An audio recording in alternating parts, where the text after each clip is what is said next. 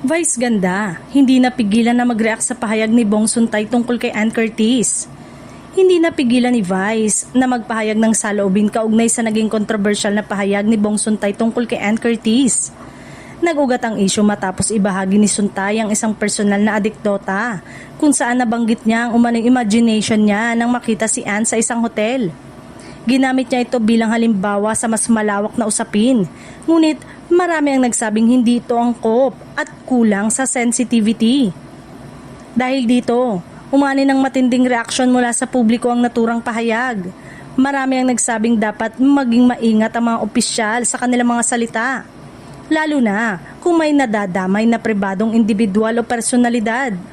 Kabilang sa mga nagbigay ng reaksyon si Vice Ganda na kilalang malapit kay Ann sa industriya.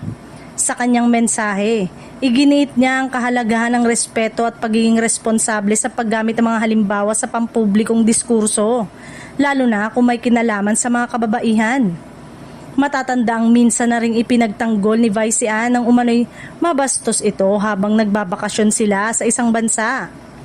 Noon pa man ay ipinakita na ng komedyante ang kanyang pagiging protective sa kaibigan. Kaya hindi na ikinagulat ng marami ang muli niyang paninindigan sa isyong ito. Sa gitna ng kontrobersya, nananatiling sentro ng usapan ng respeto at accountability ng mga pampublikong opisyal, habang patuloy namang sinusuportahan ng fans si Ann at Vice sa kanilang ipinapakitang pagkakaibigan at paninindigan.